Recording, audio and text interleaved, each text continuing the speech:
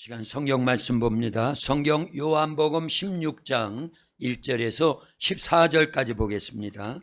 신약 성경, 제가 갖고 있는 성경은 175쪽에 있습니다. 성경 요한복음 16장 7절에서 14절까지 우리 한 절씩 교독합니다. 7절 제가 먼저 봅니다. 그러나 내가 너희에게 실상을 말하노니 내가 떠나가는 것이 너희에게 유익이라. 내가 떠나가지 아니하면 보혜사가 너희에게로 오시지 아니할 것이요 가면 내가 그를 너희에게로 보내리니 그가 와서 죄에 대하여 의에 대하여 심판에 대하여 생명을 책망하시리라. 죄에 대하여라 함은 그들이 나를 믿지 아니하며 의에 대하여라 함은 내가 아버지께로 가니 너희가 다시 나를 보지 못하며 심판에 대하여라 함은 이 세상 임금이 심판을 받았음이라. 내가 아직도 너희에게 이를 것이 많으나 지금은 너희가 감당하지 못하리라. 그러나 진리의 성령이 오시면 그가 너희를 모든 진리 가운데로 인도하시리니 그가 스스로 말하지 않고 오직 들은 것을 말하며 장래 일을 너희에게 알리시리라. 그가 내 영광을 나타내리니 내 것을 가지고 너희에게 알리겠습니다. 아멘. 말씀을 통해서 은혜를 더해 주실 줄로 믿습니다. 우리 옆에 분들 앞뒤로 다정하게 인사합니다. 참 잘 오셨습니다. 예수님 사랑으로 사랑합니다. 말씀에 큰 은혜 받으세요. 우리 어제가 추석이었지요? 네. 추석 아니었어요? 네. 어제가 추석이었지요?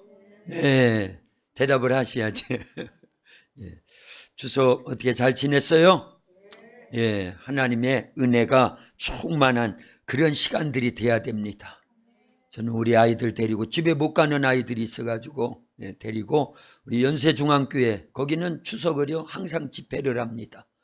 추석 명절에 우상 숭배하고 집에 가서 화투치기 하고 싸우고 그러지 말라고 오히려 하나님 앞에 모여가지고 예배드리고 기도하고 말씀 나누고 성령 충만함을 추구하고 마지막 때를 준비하자. 그래서 그 교회는요 그렇게 매번 명절 때마다 오히려 집회를 합니다. 근데 그 교회만 그러지 않더라고요. 이제 많이 늘어나고 있어요. 원래 추석과 구정은 사실은 물론 고유의 명절이긴 해요. 그러나 거의 다 우리나라는요 계속 우상 숭배를 했습니다. 그래서 이걸 기독교 문화로 바꿔야 된다. 이렇게 취지를 새로운 마음을 갖고 있는 목사님들이 계셔가지고 바꿉니다. 그런데 그 교회 놀라지 마세요. 큰 교회 안에 꽉 차가지고 그리고 그 밑에 성전도 꽉 차가지고 예배를 드려요. 최소한 10,000명이 넘어요. 안 놀라시네? 놀라지 말라고 그랬다고. 어쨌든 하나님 앞에서 우리가 이 추석 명절이라고 그래가지고 우상 숭배하거나 그러면 안 될 줄 압니다. 요즘 집에서 제가 이렇게 밥을 먹고 창문이 조그마한 창문이 있어요. 이 뒤에 밭이 보일 정도로. 우리 집은 참고로 저 문화센터 2층에 있습니다. 20평짜리예요. 원룸으로 되어 있습니다. 그래서 주방에서 먹다가 이렇게 보면은 밭이 보이는데 2주 전에 심어놓은 배추가요 얼마나 잘 자라는지 몰라요. 예쁘게 자랐습니다. 저만 보면 아까울 것 같아요. 사진으로 찍어가지고 보여드리려고 올려놨어요. 한번 보여주세요. 한 박자 느리고 두 박자 느리고 배추에 배추 안 심으면 뭐만 나와요? 풀만 나와요. 그런데 심으니까 2주 전에 심어놨는데 얼마나 잘 자라는지 몰라요. 저는 배추가 저렇게 예쁘게 자라는 모습을요 이번에 처음 알았어요. 그동안은 별 관심이 없었어요. 그냥 김장할 때 어디서 이렇게 배추 사다가 또 누가 주시면 교회 김장은 하느라고 막 가서 바쁘게 막 그러긴 했는데 심어가지고 저렇게 자라는 모습을 위에서 내려다 보니까 매일 보거든요. 근데 얼마나 잘 자라는지 몰라요. 우리의 믿음이 저렇게 자라야 됩니다. 우리의 속사람이 저렇게 자라야 됩니다. 그런데 심어 놓으면 자라더라 그 얘기예요. 자라게 하시는 이는 누구다? 하나님이십니다. 믿음으로 심어보는 거예요. 하나님이 하시면, 예수님이 하시면, 성령님이 하시면 그게 뭐 심는 거예요? 심는 거예요, 심는 거. 예. 너희 말이 내 귀에 들린 대로 내가 너희에게 행하리니. 민수기 14장 28절에 하나님이 하신 말씀이에요. 그래서 우리의 입으로 시인하면요 그대로 될 줄로 믿습니다. 하나님이 하시면, 예수님이 하시면, 성령님이 하시면, 세준아 따라서 해야지. 목사님이 너를 지적하는 이유는 다 따라서 하라고 그러는 거야. 실은 기둥을 치면, 벽을 치면 기둥이 흔들리게 돼 있기 때문에 그러는 거야. 우리 도학교에는 대는, 우리 도학교에는 길이, 우리 도학교에는 농촌 선교 모델. 좀 잘 안 되네. 다시요. 여러분들에게 쉬운 거 해드리려고 하는 거야. 되는 교회입니다만 하게 하려고 하는 거예요. 그러다 보니까 저는 길려야 되고 계속 바뀌어야 되는데 다시 할게요. 다시요. 우리 도학교에는 길이, 우리 도학교에는 농촌 선교 모델 교회가, 우리 도학교에는 농촌에서 가장 크게 부흥 성장 발전, 우리 도학교에는 이 시대 신앙 부흥의 근원지가, 아멘, 할렐루야. 로마서 10장 10절에 보면요 너희가 마음으로 믿어 의에 이르고 입으로 시인하여 구원에 이르느니라. 우리가 입으로 시인하면 그대로 될 줄로 믿습니다. 할렐루야. 명절에 우리는 우상 숭배하면 안 되는 것이요. 신명기 5장에 보면 그렇게 말씀하셨어요. 뭐라고 말씀하시냐면 너희가 나를 미워하고 우상을 섬기는 자는 3, 4대까지 뭐를 받는다? 저주를 받는다. 그러나 나를 사랑해서, 하나님 말씀이에요. 하나님을 사랑하고 계명을 지키는 자는 1000대 이르기까지 복을 받는다라는 거예요. 그 말씀이 신명기 5장 8절에서 10절에 이렇게 기록되어 있거든요. 우리 한 절씩 교독합니다. 너는 자기를 위하여 새긴 우상을 만들지 말고 위로 하늘에 있는 것이나 아래로 땅에 있는 것이나 땅 및 물속에 있는 것에 어떤 형상도 만들지 말며 그것들에게 절하지 말며 그것들을 섬기지 말라. 나 내 하나님 여호와는 질투하는 하나님인즉 나를 미워하는 자의 죄를 갚되 아버지로부터 아들에게로 3, 4대까지 이르게 하거니와. 나를 사랑하고, 같이요, 나를 사랑하고 내 계명을 지키는 자에게는 1000대까지 은혜를 베푸느니라. 10절 보세요. 그렇게 써있죠. 그렇게 기록했지요.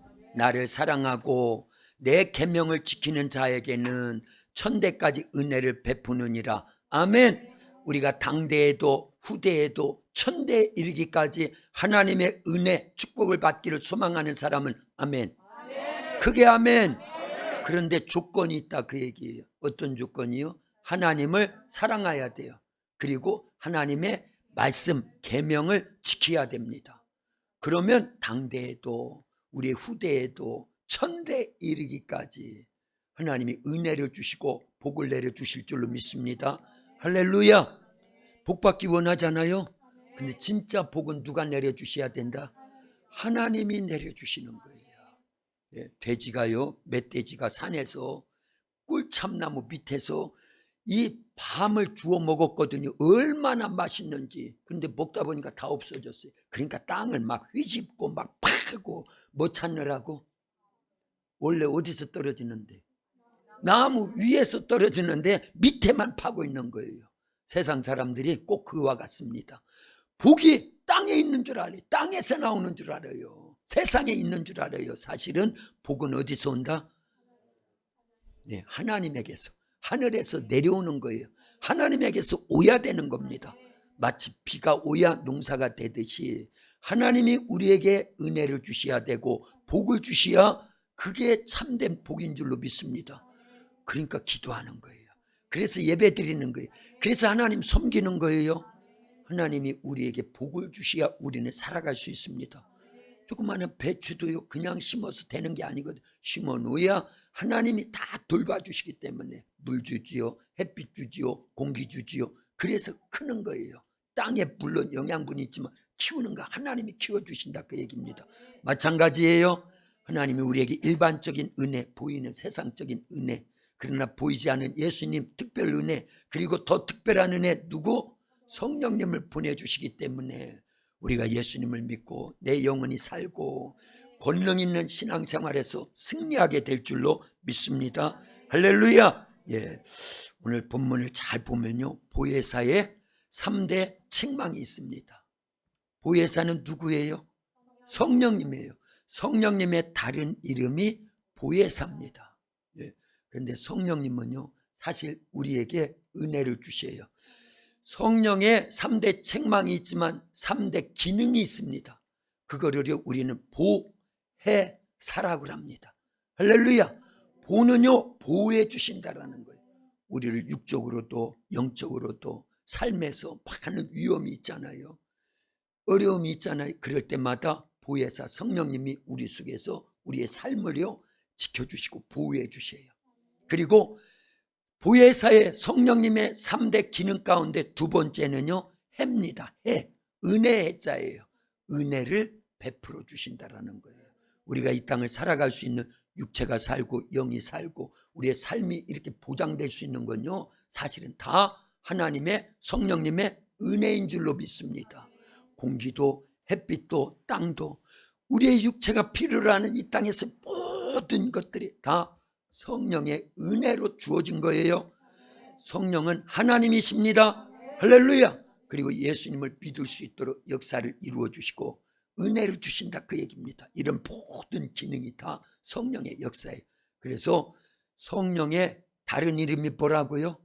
보혜사인데 보혜사의 성령의 세 가지 역할이 뭐라고요? 첫째는 보호해 주시고, 둘째는 은혜를 주시고, 셋째는요, 참 똑똑하시.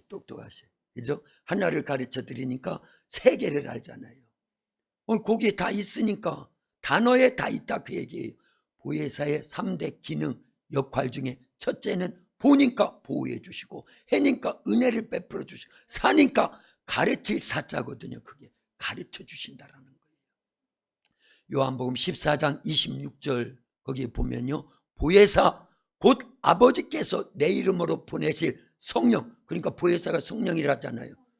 그가 너에게 모든 것을 가르치시고 내가 너에게 말한 모든 것을 생각나게 하시리라. 할렐루야. 사실은요, 보혜사의 3대 기능 가운데 세 번째가 저로서는 굉장히 중요하다고 생각해요. 훨씬 더 중요하다고 생각합니다. 가르쳐 주신다. 이거 대단한 겁니다.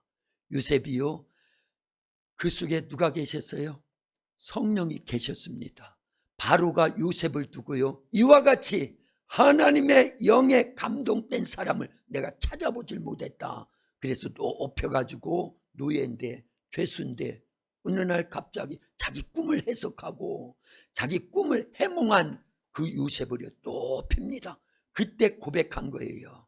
이와 같이 하나님의 영에 감동된 사람을 내가 찾아볼 수 없다. 바로도 알았다니까요. 요셉 속에 누가 역사한다라는 거요? 성령님이 역사하고 계신다는. 성령의 다른 이름이 뭐라고요? 보혜사가 역사하고 있다라는 거요. 그런데요, 놀라지 마세요. 요셉 속에 성령이 가르쳐 주시는데 뭘 가르쳐 주시느냐? 앞날에 대한 걸 가르쳐 줍니다. 풍년 7년이 있을 것과 그것이 끝나면 이어서 흉년 7년이 있을 것을 가르쳐 주셔요. 7년 풍년, 7년 흉년, 합 14년 미리 내다볼 수 있도록 누가 가르쳐 주셨다? 야, 그런 지혜가 있으면 어디에다 땅을 사놓으면 10년 후에 막 오른다는 걸 알면은요, 얼마나 좋겠어요. 그렇죠? 주식을 사면은요, 아니 1년 후에 아니면 다음 달에 이 주식이 막 몇 배로 뛴다고 하는 그 알면 얼마나 좋겠어요. 그깟 놈은 건 아무것도 아니에요. 그런 거 몰라도 돼요. 영적 세계를 알고 죽으면 천국과 지옥이 있다는 걸 알고 예수님을 믿어야 죄를 용서받고 천국 가서 영원히 살 수 있다고 하는 영적 지혜와 지식을 우리 속에 누가 가르쳐 주신다? 성령, 보혜사가 가르쳐 주신다는 거예요. 놀랍지 않습니까? 할렐루야. 참, 성경에 보면요, 그런 사실들이 얼마나 많은지 모릅니다. 다니엘서 2장에 보면 그 바벨론 대제국을 다스리고 있던 왕이 있었어요. 누구죠? 느부갓네살 왕이 어느 날 꿈을 꿨습니다. 그런데 자기가 꾼 꿈을 자기는 알아요, 사실은요. 그런데 모르는 척하고 알게 해달라고 그러는 해석도 있고요. 어떤 사람 진짜 잊어먹었다. 왜냐하면 사람이 꿈을 꾸고 다음날 일어나면 뭔가 신기한 꿈을 꾸기는 했는데 생각이 안 나. 그런 적 있던 분 손 들어봐요. 아무도 없어요? 그래, 하임이지. 하임이는 참, 다 꿈꾸고 다 생각납니까? 잊어버린 사람들도 많잖아요. 보고 얘기하는 거예요.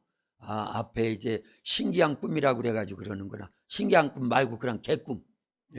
개꿈인데 그것도 뭔가 좀 생각하면 좋겠는데 잊어버려가지고 막 고민하고 그런 적이 있던 분 손 들어봐요. 그럼 다 손 들어요. 다 있어요. 다 있어요. 내려요. 할렐루야. 자, 보세요. 느부갓네살 왕이 신기한 꿈을 꿨는데 생각이 안 나요. 그래서 자기 나라의 술객들, 박수들, 점치는 자들, 박사들, 지식이 풍부한 자들 전체 모아가지고 내가 간밤에 이런 어떤 신기한 꿈을 꿨는데 해몽해봐라. 원래 그 나라의 술객이나 점치는 자들이나 이런 사람들은요 계속 이때를 위한 거예요. 왕이 뭔가 신기한 꿈을 꿨다든가 뭔 일이 징조가 있다든가 그러면 그걸 해몽하고 해석하고 미래를 예측하고 예지의 능력을 갖고 있어야 되는데 그들이 그게 없거든요. 왜냐? 왕이 꿈을 해몽해 먼저 그 꿈에 대해서 얘기해봐라 하니까 아무도 얘기를 못하는 거예요. 싹 죽이겠다라는 거예요. 그 안에 누가 포함되어 있었어요? 다니엘과 세 친구들도 포함되어 있었다 그 얘기입니다. 그런데 다니엘이 왕에게 하루만 말미를 주시면 우리가 믿는 하나님께 기도해서 하나님이 반드시 왕이 꾼 꿈을 가르쳐 줄 겁니다. 그리고 해몽도 해줄 거니까 하룻밤만 기회를 주세요. 그래? 하룻밤 기회를 줄게. 다니엘이 뭐 했겠어요? 그 밤에 친구들과 더불어서 다니엘, 사드락, 메삭, 아벳느고 세 친구와 더불어서 밤새도록 사생 결단을 하고 하나님 앞에 기도했을 겁니다. 그런데 기도가 그래서 필요한 거예요. 그 밤에 하나님께서 다니엘에게 왕이 꾼 꿈을 그대로 보여주십니다. 큰 신상이 있는데 머리는 뭘로 돼 있고 금으로 돼 있고 가슴과 두 팔은 뭘로 돼 있고 은으로 돼 있고 그 다음에 배는 뭐로 돼 있고 아니 그대로 할 수 있잖아요. 금 다음에 은 다음에 뭐가 써요? 노시잖아. 몰라도 얘기는 할 수 있잖아. 대답을 안 하면 나도 설교 안 해야 되겠다. 그러면 다들 알면서 모른 척하고 있으면 저만 힘들지. 네? 기도하느라고 복 두셨는데 네? 참 머리는 뭘로 돼 있고 가슴과 두 팔은 뭘로 돼 있고 배는 뭘로 돼 있고 두 다리는요 철로 돼 있어요. 철로. 그 다음에 발 10발가락은 일부는 철로 돼 있고 일부는 진흙으로 돼 있더라 그 얘기예요. 그러니까 느부갓네살 왕이 아니 그걸 어떻게 알았느냐. 우리가 믿는 하나님이 가르쳐 주셨습니다. 그래 해몽도 해봐라. 잠깐 계셔보세요. 그때 사람이 손으로 뜨지 않은 돌이 갑자기 나타나더니만 그 발가락을 딱 내리치니까 그 큰 신상이 산산이 부서져서 여름철에 타작마당의 겨와 같이 흩어져서 온데간데 없고 우상을 친 발가락을 친 그 돌은 큰 태산을 이루었지 않습니까? 맞다. 네가 내 꿈을 어떻게 알았느냐. 하나님이 가르쳐 주셨습니다. 그거는요 머리는 지금 왕이 다스리고 있는 바벨론과 같은 금의 나라입니다. 그러나 바벨론 금의 나라 왕이 다스리는 나라도 결국은 망하게 될 겁니다. 왕보다도 조금 못한 은과 같은 나라가 출현해 가지고 바벨론을 멸망시킬 겁니다. 그 나라가 어떤 나라예요? 페르시아 대제국 메데파사라고 하는 페르시아 대제국. 이거 역사적인 겁니다. 바벨로니아 대제국이 있었어요. 그리고 그 나라는 페르시아 대제국 메데파사 두 나라가 연합국이거든요. 그러니까 양팔이지요. 그러나 머리 금보다 약한 나라였는데도 머리의 나라 바벨론을 쳐부셔가지고 점령해서 대제국을 이룬 게 페르시아 대제국입니다. 그런데 페르시아 대제국도요 결국은 헬라 나라에 멸망을 합니다. 헬라 나라는요 어느 나라에 멸망을 해요? 로마에 멸망을 하고 지금은 어느 시대다? 로마 이후에 열발가락 시대입니다. 반드시 이 열발가락 시대도 없어진다, 안 없어진다? 멸망한다, 안 한다? 멸망합니다. 어떤 나라가 출현하면은요, 돌의 나라니까 무시할 게 아니에요. 이 돌은 산돌입니다. 뜨인 돌입니다. 그리스도 나라, 예수님의 나라를 얘기하는 거예요. 반드시 예수님 다시 재림하시는 날 이 세상은 완전히 사라져요. 새하늘과 새 땅, 새 예루살렘, 메시아 나라, 천국 왕국이 이루어진다, 그 얘기입니다. 할렐루야. 그걸 미리 어떻게 아냐, 그 얘기예요. 예수님보다도, 예수님이 이 땅에 태어나시기 전 600년 전에 활동했던 그런 다니엘이요, 그 왕이 꾼 꿈을 그대로 말하고 해몽까지 싹 했는데 그대로 이루어지더라, 그 얘기입니다. 그래서 바벨론이 지고, 그 다음에 페르시아가 지고, 헬라가 지고, 로마가 지고, 지금 현 시대 열발가락 시대가 도래했다, 그 얘기입니다. 이렇게, 아니 보세요. 그러면은 예수님이 이 땅에 오시기 전 600년 전, 그리고 더하기 지금까지 몇 년이요? 2000년이 흐르 2600년 동안에 되어질 역사적 사실을요, 사실은 다니엘서를 잘 읽어보면은요, 헬라라고 하는 나라의 이름도 나옵니다. 이사야서 45장에 보면 페르시아 대제국을 집권해가지고 이스라엘 유다 백성들을 고국으로 돌아가라 그랬던 왕이 누구지요? 고레스라고 하는 왕의 이름도 나와요. 아니 앞으로 수백 년 전에 되어질, 수백 년 후에 되어질 그런 사실들, 그런 것들을 미리 다 알려주시더라, 그 얘기. 누가요? 보혜사 성령님께서 다니엘 속의 역사 아닌가. 다니엘은 지혜가 충만했어요. 그래서 다른 사람은 땅의 지혜, 하나의 지혜, 그런데 다니엘은요, 열의 지혜, 10배의 지혜, 하늘의 지혜가 주어졌다, 그 얘기입니다. 모세라고 하는 사람은 더 대단합니다. 모세 오경하면 어디를 얘기하지요? 창세기, 출애굽기, 레위기, 민수기, 신명기까지를 얘기합니다. 그런데 보세요. 창세기는요, 1장이 천지 창조에 대한 거잖아요. 아담부터 아브라함까지가 1000년에 1000년, 아니 2000년입니다. 왜냐, 아담부터 노아까지가 1000년이에요.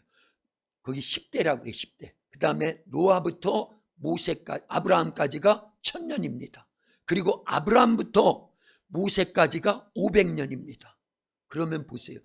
2500년 전에 창조된 사건을 자기가 봤어요? 안 봤습니다. 그 자리에 있었어요? 없었습니다. 그런데 어떻게 창세기 1장에 천지 창조 사건을 본 듯, 거기 있었던 듯 하도록 그렇게 자세하게 기록을 해놓을 수 있었느냐 하는 거예요. 누가 가르쳐 줬어요? 성령님이 가르쳐 주셨다, 그 얘기입니다. 이거 성령의 3대 기능 가운데 마지막 가르쳐 주신다라는 것 때문에 지금 이만큼 한 거예요. 요셉도 7년. 근데 그것뿐만이 아니에요. 사실은 요셉은 먼 훗날 자기가 죽음 임종 직전에 있을 때 400년 후에 되어질 사건도 미리 내다본 거예요. 그래서 자기 후손들한테 반드시 하나님께서 우리에게 은혜를 베풀어서 이 땅에서 나가게 할 것이다. 그때 내 유고를 반드시 고향 땅에 가서 안치시켜야 된다. 그래서 모세가 나올 때요, 요셉의 유고를 갖고 나왔다고 성경에 기록되어 있죠. 할렐루야. 그건요 400년 후에 되어질 걸 미리 내다보고 누가 가르쳐 주셔서? 성령이 가르쳐 주셔서. 성령이 오시면 이와 같은 지혜의 영이 생기는 거예요. 그래서 성령은 지혜와 계시의 영이라고요, 에베소서 1장 17절에 기록하고 있습니다. 그리고 오늘 본문에 13절에 보면은 성령은 어떤 영이라고요? 진리의 성령이라고 그랬잖아요. 진리의 영이십니다. 네? 지혜와 지식을 원하시는 분은 아멘. 지혜와 지식은요, 은금을 얻는 것보다도 더 가치 있다고 잠언서에 계속 말씀하고 있습니다. 그런데 지혜와 지식은, 진짜 지혜와 지식은 누가 주신다? 성령이 오시면 열려버리는 거예요. 그래서 어부에 불과했던 베드로 속에 사도행전 2장 마가 다락방에 기도하던 120여 명의 성도들, 그 속에 11 제자들이 있었거든요. 그 안에 베드로가 속해 있었어요. 그래서 베드로에게 성령이 임하니까 지혜의 영으로 역사한 거예요. 계시의 영이 임하신 겁니다. 진리의 성령이 오신 겁니다. 그러니까요, 사도행전에 보면은 2장에 첫 번 설교를 하는데 구약에 있는 요엘서를 인용을 하더라, 그 얘기예요. 너의 젊은이들은 환상을 보고 너의 자녀들은 꿈을 꾸고, 너의 자녀들은 환상을 보고, 너의 젊은이들은 꿈을 꾸고, 너의 늙은이들은 죄송해요. 찾아봅니다. 너의 자녀들은 예언할 것이요, 너의 젊은이들은 꿈을 꾸고 환상을 보고, 너의 늙은이들은 꿈을 꾸리라. 할렐루야. 죄송합니다. 그러나 맞았지요. 잠깐 생각이 그래서 그래요. 저도 열심히 할 테니까 여러분들도 집중을 하세요. 어떻게 그렇게 어부에 불과한 베드로가 요엘서 2장 28절부터 나오는 그 선지자의 말씀을 그대로 인용해서 선포하고 복음을 전할 때 수많은 자들이 그날요 3,000명이 회개하고 예수님을 믿어 구원받더라, 그 얘기입니다. 그게요, 성령이 베드로 속에서 지혜의 영으로, 계시의 영으로, 진리의 성령으로 역사하니까 구약 성경 척척척척 인용을 하고요, 유유적절하게 말씀을 가르칠 수 있고 선포할 수 있고 전할 수 있도록 은혜를 주시는 줄로 믿습니다. 그러니까 성령이 아니면 전도도 제대로 못하는 거예요. 성령이 아니면 기도도 제대로 못하는 거예요. 성령이 역사하지 않으면 설교해도 헛방이에요. 말씀을 들어도 지식으로만 듣고 생명이 못 됩니다. 성령이 우리 속에서 보혜사로 역사해 주셔야 될 줄로 믿습니다. 생각나는 게 있어요. 우리나라가 1968년 2월 21일로 저는 기억을 합니다. 김신조라고 하는 사람이요, 자기 부하들 30여 명을 이끌고요, 청와대를 까부시고 대통령을 살해하겠다고 쳐들어 내려옵니다.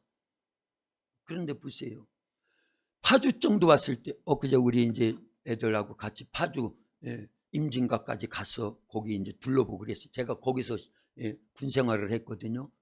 백주현이가 거기에서 자라났기 때문에 이 자라났던 곳 한번 가보자 해가지고 기회가 돼가지고 그랬어요.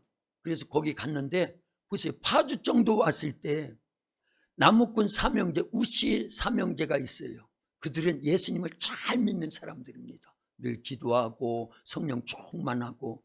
그러나 가난해서, 그때는 뭐 누구나 할 것 없이 다 가난했잖아요. 그래서 나무찜을 져가지고 그 나무 팔아서 먹고 살고 그러던 사람이, 남욱군 삼형제가 나무하러 올라갔는데 무장공비의 김신조 일당이 밤에, 낮에는 숨어 있고 밤에만 팍 내려오는 거예요. 그래서 매복을 하고 일부는 쉬고 있고 일부는 보초를 서고 있는 무장공비에 의해서 잡혔습니다. 남욱군 삼형제가요. 총으로 죽이면 총소리가 날 것이니까 죽이면 안 될 것 같고, 그래서 죽이려고 하는데, 칼을 빼서 죽이려고 하는데 제일 맏형이 하나님께 속으로 계속 기도했던 거예요. 그때 성령이 그 지혜를 주신 거예요. 우씨 형제, 삼형제, 맏형에게 어떤 지혜를 주었다고요? 동무들 북에서 왔습니까? 살 길을 열어주려고 성령이요 순간적으로 지혜를 주신 거예요. 왜냐하면 그들이 무장공비 훈련을 받을 때 남한에 내려가면 다 거지들만 있고 너희들 반겨 맞이하는 사람들이 수없이 많을 것이니까 내려가서 청와대만 까부시고 대통령만 죽이면 우리가 바로 쳐들어 내려와서 6.25 때처럼 남한을 싹 적화통일을 할 수 있다, 이렇게 해서 내려온 거거든요. 진짜 자기를 반겨 맞이해주는 삼형제가 있는 거예요. 그래서 자기 편인 줄 알고, 사실은 성령이 주신 지혜인데, 그러면서 김신주가 죽이지 않고요 살려보낸 것이 착오였던 거예요.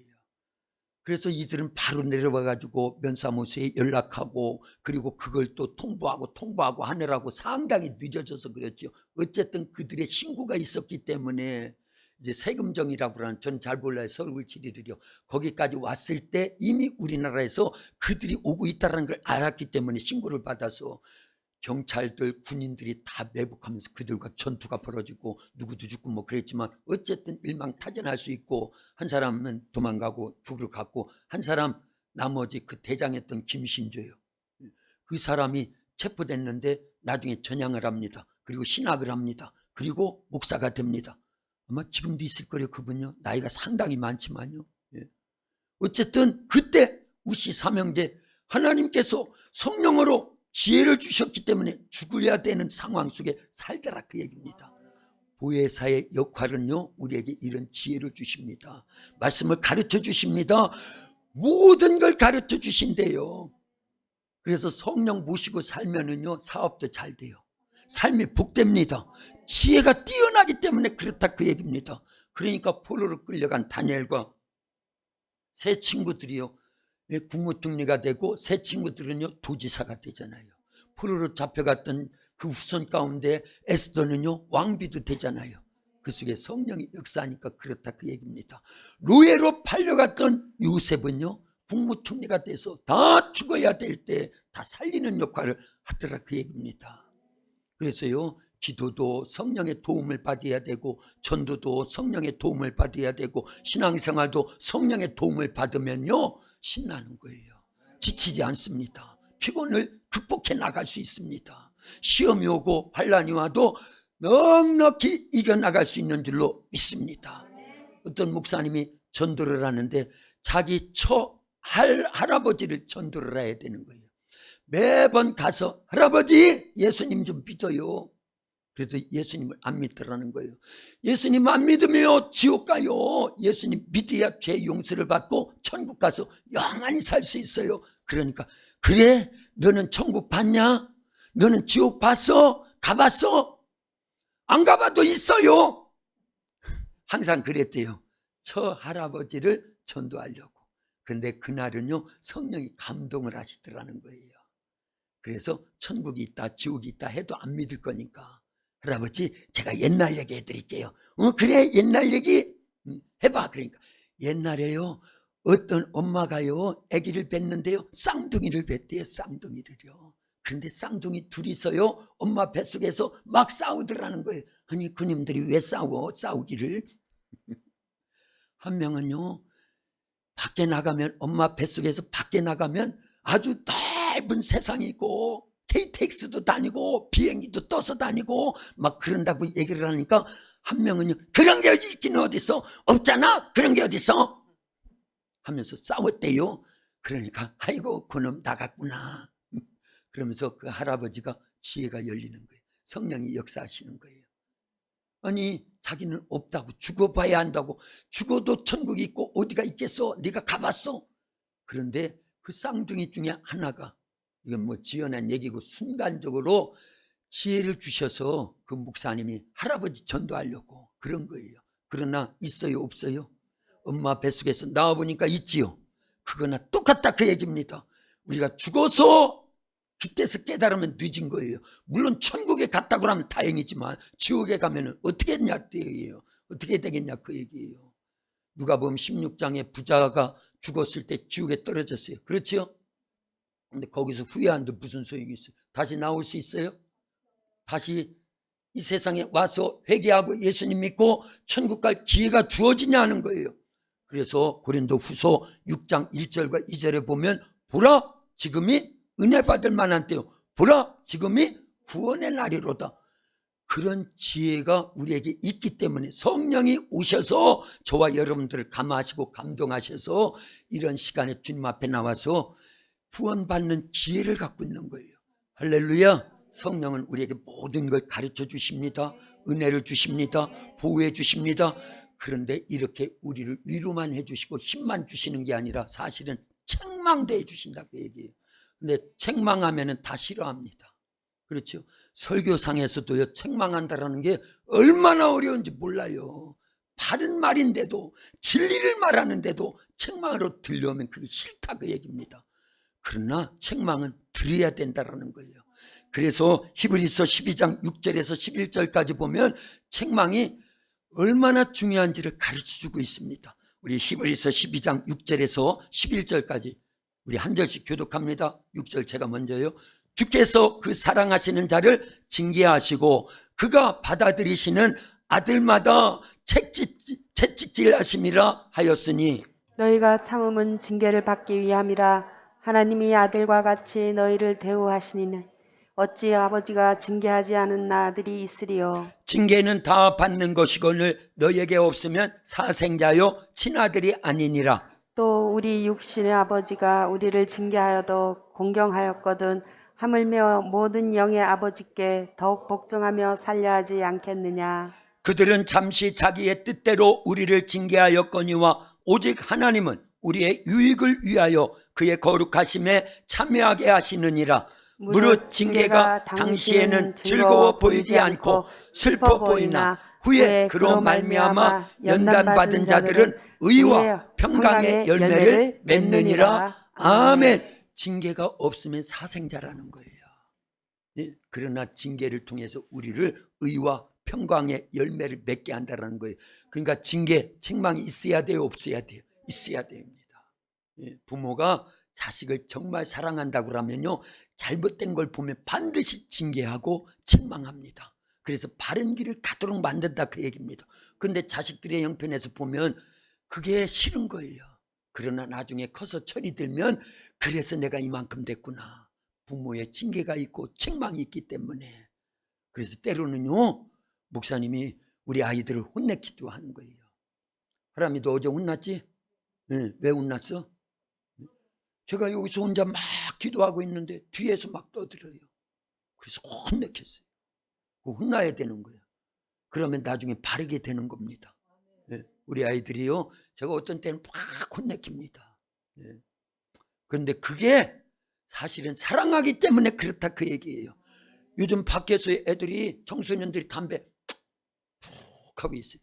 그러면은요, 그냥 지나가지 잔소리 안 해요. 얘들아, 담배 피면 건강에도 안 좋아. 특히 여자들 임신하면 장애아를 낳을 수 있어. 그러니까 담배 피면, 그러면요 애들이요 덤벼. 나하고 관계가 없으니까 그냥 그만히 지나가는 거예요. 그런데 그 자리에 내 아들이 그렇게 하고 있다고 그러면 그냥 놔두겠어요? 우리 교회에서 성장하고 있는 아이들이 하람이가 푹 하고 있으면 그냥 지나치는 게 사랑이에요, 징계해야 돼요? 징계해야 돼요. 다리 몽댕이가 부러지도록. 그러면 또 고발해가지고 또 목사님은 이제 그래서 요즘은 그렇게도 못해. 혼내키지도 못해. 네? 그러나 성경은요, 초다를 아끼지 말라고 그랬어요. 매를 아끼지 말라는 겁니다. 성경이에요, 성경. 그런데 요즘은 인권이라고 그래가지고 이게 성경을 완전히 뒤집어 놨다, 그 얘기입니다. 그래도 혼낼 건 혼내야 되는 거야. 그래서 사람이 된 거야. 세준아, 목사님한테 많이 혼났지? 그래서 그만큼 된 거지? 감사하지? 아멘을 해야지. 우리 아이들이요, 사실은 예의와 도덕이 있고 윤리가 있습니다. 왜냐하면 성경은 윤리와 도덕을 초월하는 생명의 말씀이거든요. 우리가 배워서, 그리고 계속 때로는 잔소리같이 들려오지만, 설교가 길어서 힘든 것 같지만 여러분들을 살린다, 그 얘기입니다. 아이들을 복되게 만들어가고 있다, 그 얘기입니다. 할렐루야. 책망을 하되 성령이 오시면 세 가지를 책망한다고 그랬어요. 뭐를 책망하신다고요?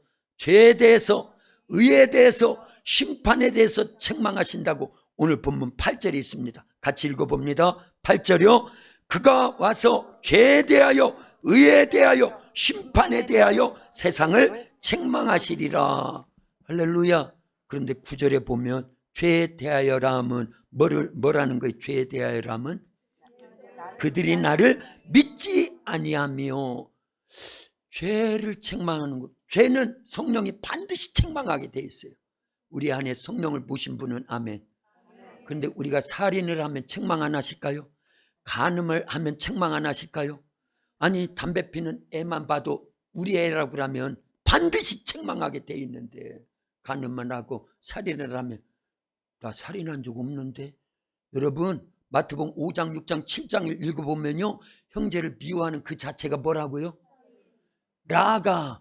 이게 이스라엘 나라의 어떤, 우리나라에서 집나가, 그게 아니고 라가라고 하는 그 욕이 있대. 욕. 욕만 해도 살인죄라는 거예요. 살인했잖아요. 우리 욕한 적 많잖아요. 형제를 미워한 적 많잖아요. 예, 그게 살인이라니까요. 그러면 성령이 우리 속에서 책망을 하실까요? 안 하실까요? 반드시 하게 돼 있다 그 얘기입니다. 그런 걸 드려야 된다라는 거예요. 그런데 오늘 본문을 잘 보면 9절에 보니까 죄에 대하여라 하면 그들이 나를 믿지 아니하며. 아니 죄는 살인이 죄고 간음이 죄고 도둑질하는 게 죄고 남을 미워하는 거, 시기하고 질투하는 거, 싸우는 거, 빼앗는 거, 이런 보이지 않는 윤리와 도덕 차원의 계명에서 말씀하고 있는 그게 죄인 줄 알았는데 오늘 본문에 보니까 성령이 오시면 세 가지를 책망하는데 그 중에 첫 번째가 죄에 대해서 책망하는데 너 살인한 거, 간음한 거, 도둑질한 거, 그걸 책망하는 것이 아니라 물론 그것도 책망하십니다. 그런데 그보다 더 큰 잘못됨이 있는데 그게 뭐라는 거예요? 예수님을 믿지 않는 죄가 제일 큰 죄고 가장 중요한 죄다 그 얘기입니다. 그걸 책망하신다라는 거예요. 잘 들어보세요. 사람이 죄를 지어서 지옥 가는 게 아니에요. 지금은 예수님이 십자가에서 피 흘려 죽으셨고 부활하셨고 승천하셨고 우리에게 누구 보내주셨기에? 성령을 보내주셨기에 사실은 지은 죄 때문에 지옥 가는 게 아니에요. 지은 죄를 해결하지 않아서 지옥 가는데 지은 죄는 반드시 누굴 믿어서? 예수님을 믿고 그 피로 용서를 받는 거예요. 자 보세요. 예수님이 십자가에서 피 흘려 죽어가고 계십니다. 그때 양편에 오른편에도 왼편에도 강도가 달려서 그들 역시도 죽어가고 있어요. 그들은 그들의 죄 때문에 죽는 거예요. 그러나 예수님은 누구 죄 때문에? 그 사람들 죄 때문에, 우리의 죄 때문에 죽어가고 있습니다. 한편 강도는 예수님을 막 비난하면서 네가 정말 하나님의 아들이야? 세상을 구원하러 온 메시아야? 그러면 너도 그 십자가에서 내려오고 우리도 내려오게 해서 살려줘. 그러는데 한편 강도는 야!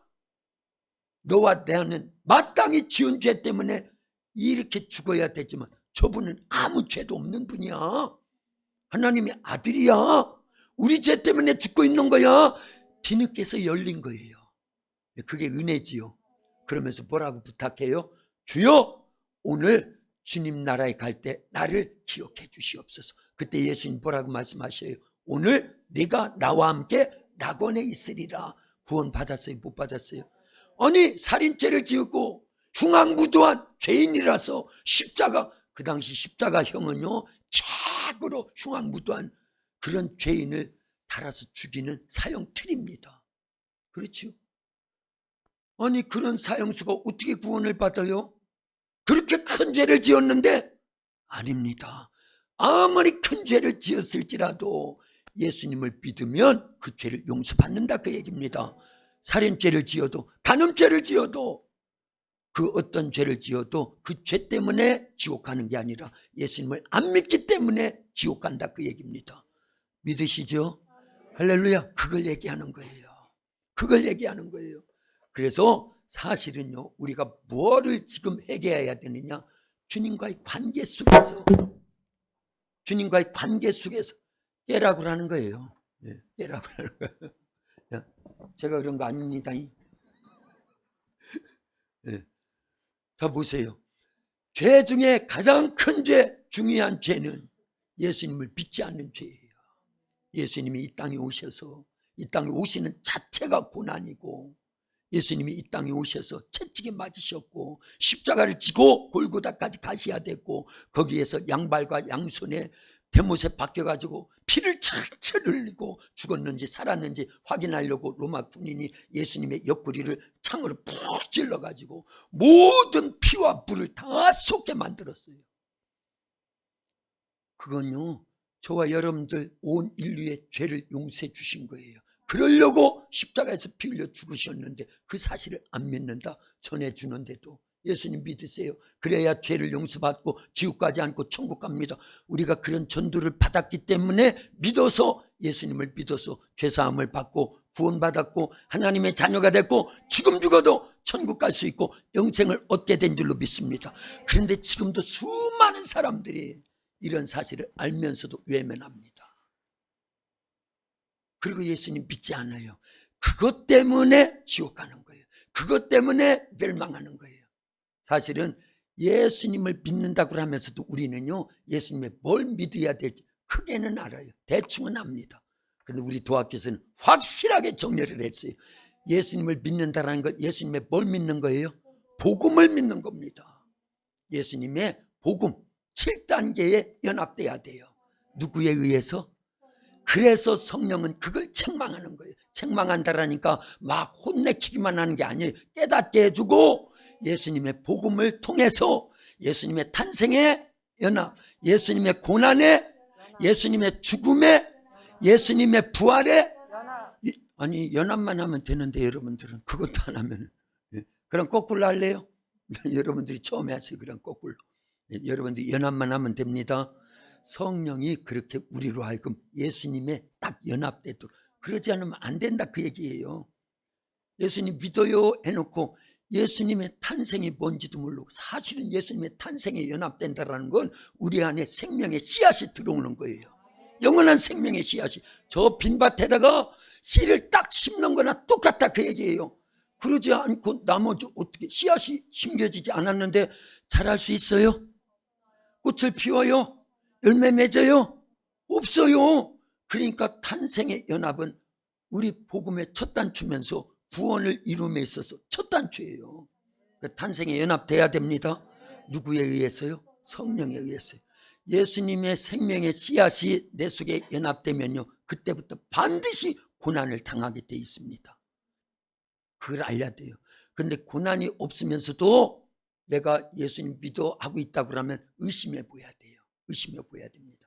그러니까 7가지를 외칠 때 여러분들은 성령에 의해서 요건 생략하고 숨겨져 있는 겁니다. 연합만 외쳐도 된다 그 얘기입니다. 아시죠? 그러나 다 누가 역사하셔야 된다? 성령이 역사하셔야 돼요.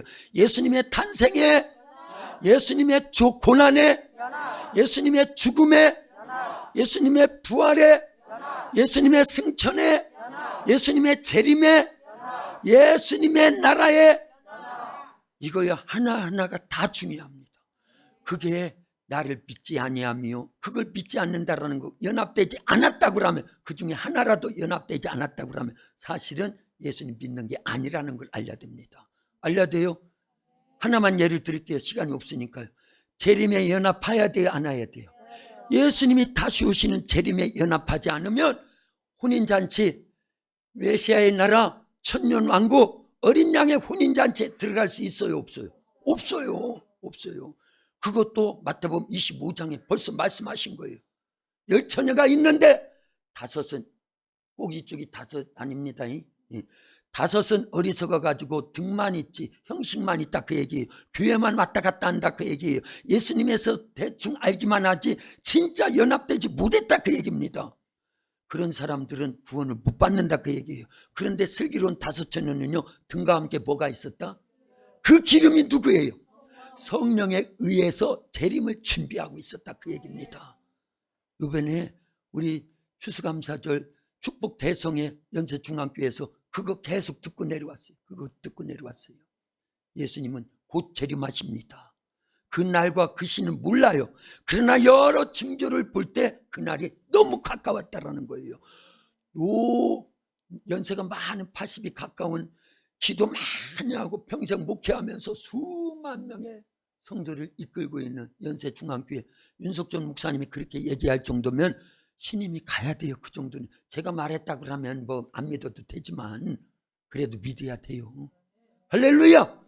그러니까 성령이 우리에게 재림도 준비하도록요, 재림에 연합시키기 위해서 계속 우리 속에서 책망하시는 거예요. 너 이렇게 살면 안 돼.